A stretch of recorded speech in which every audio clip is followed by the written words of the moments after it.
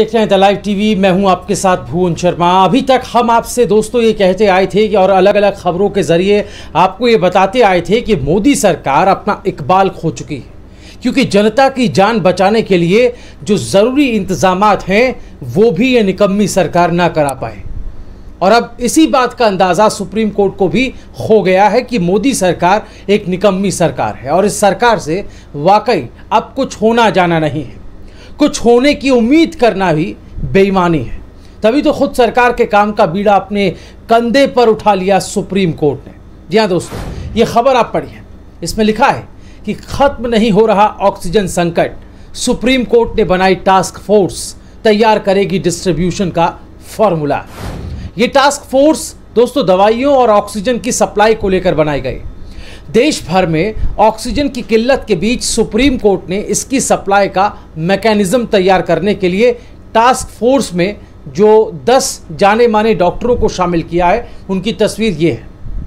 ये कोरोना से निपटने के वैज्ञानिक तरीके भी सुझाएंगे। साफ है कि प्रधानमंत्री पूरी तरह से फेल साबित हुए हैं।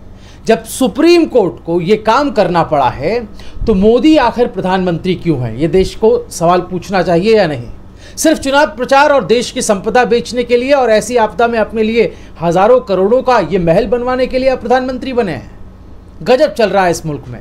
जब जरूरत लोगों की उखड़ती सांसों को बचाने के लिए ऑक्सीजन का प्रबंध करने की है, तो बजाय इसके दिन रात राजा जी के महल बनने की तैयारी हो रही है लुटियन दिल्ली में। बाहर से आ रही मदद कहाँ जा रही है इसका भी किसी को कुछ पता नहीं। अब तक 4,468 oxygen concentrator, 3,417 oxygen cylinder, 13 oxygen generation plant, 3,921 ventilator, BiPAP, CPAP और रेमडेसिविर इंजेक्शन की 3 लाख से ज़्यादा शीशियां अलग अलग देशों से मिली हैं दोस्तों। वहीं कई राज्यों का कहना है कि उन तक ये मदद पहुंच नहीं पा रही। फिर आखिर ये सब सामान जा किधर रहा है, इस बारे में भी कोई पुख्ता जानकारी किसी के पास नहीं।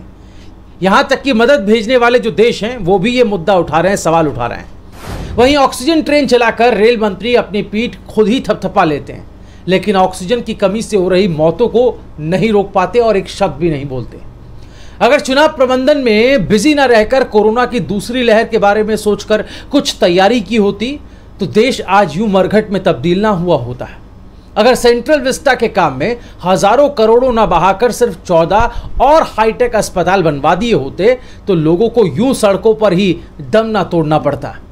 अगर दूसरी लहर आने से पहले वैज्ञानिकों की चेतावनी को अपने घमंड के चलते नजरअंदाज ना किया होता तो आज देश के नौजवानों की यूं सांसें ना उखड़ रही होती प्रधानमंत्री जी।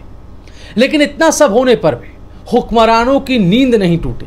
घमंड से इनका कद इतना बड़ा हो गया कि इनके सामने हम सब, आप मैं हम सब कीड़े मकोड़ों की तरह हो गए हैं।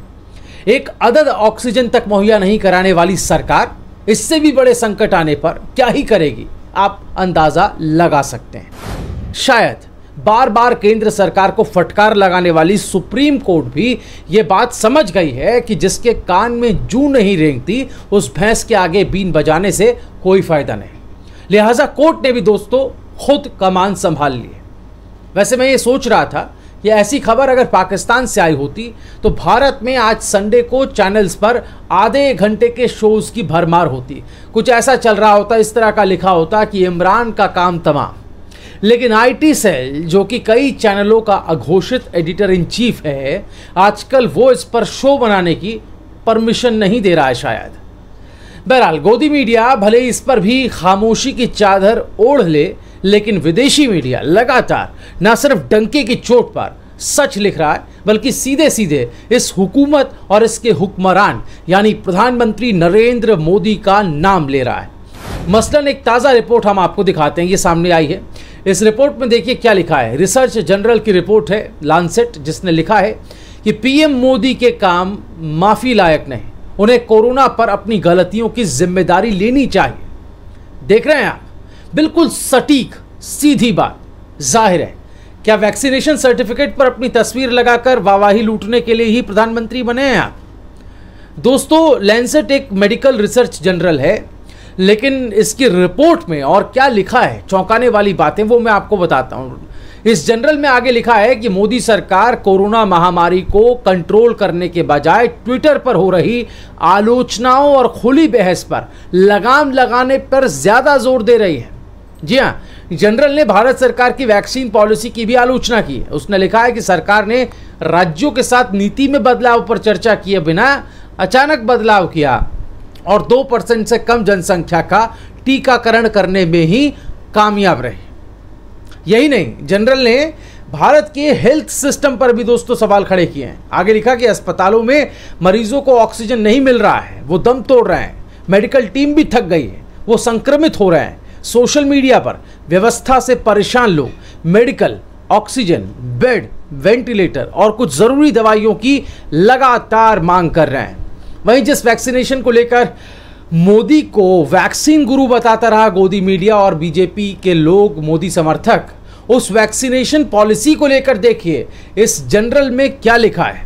सरकार ने पिछले साल कोरोना के शुरुआती दौर में महामारी को नियंत्रित करने में बेहतरीन काम किया था, लेकिन दूसरी वेव में सरकार ने बड़ी गलतियां की। महामारी के बढ़ते संकट के बीच सरकार को एक बार फिर जिम्मेदारी और पारदर्शिता के साथ काम करना चाहिए। संपादकीय में केंद्र सरकार को दो तरफा रणनीति पर काम करने का सुझाव दिया गया। पहला, भारत को वैक्सीनेशन जो प्रोग्राम है वो बेहतर ढंग से लागू करना चाहिए और इसे तेजी के साथ आगे बढ़ाना चाहिए, इस पर काम हो। दूसरा, सरकार जो है जनता को सही आंकड़े मुहैया कराए, सही जानकारी। लेकिन यहाँ तो मौतों के भी आंकड़े छिपाए जा रहे हैं। साफ है कि देश के बद से बदतर हुए हालात के लिए अगर कोई एक शख्स जिम्मेदार है तो वो है नरेंद्र मोदी, क्योंकि ये व्यक्ति प्रधानमंत्री के पद पर है और प्रधानमंत्री पूरे देश का मुखिया होता है और कोरोना से मौतें पूरे देश में हो रहे हैं। व्यवस्थाओं में इतनी बड़ी खामियों को नजरअंदाज कर दूसरे गैर जरूरी कामों में आपने खुद को और पूरी सरकार को बिजी रखा।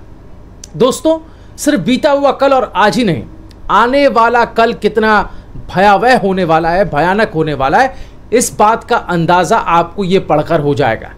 The institute for health matrix and evaluation के जो संपादकीय में लिखा वो बहुत चौंकाने वाला है।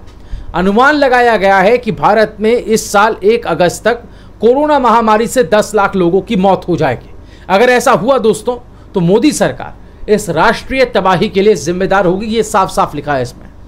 क्योंकि सुपर स्प्रेडर की चेतावनी के बावजूद सरकार ने धार्मिक कुंभ जैसे धार्मिक आयोजनों को अनुमति दी, साथ ही कई राज्यों में चुनावी रैलियां की। साफ है दोस्तों कि आए दिन अंतर्राष्ट्रीय मीडिया में भारत को लेकर जो सच छापा जा रहा है, सच लिखा जा रहा है और यहाँ तक की स्थिति को लेकर जो चिंता पैदा की जा रही है भारत की स्थिति को लेकर, वो अगर यहाँ की मीडिया ने ये चिंता दिखाई होती, ये आलोचना की होती तो कमोबेश ऐसे बुरे दौर नहीं देखने पड़ते। अब उम्मीद सुप्रीम कोर्ट से ही बची है, क्योंकि इस सरकार ने तो अपना इकबाल खो दिया है। दोस्तों, आपकी राय क्या है? आप हमें कमेंट में ज़रूर लिखें।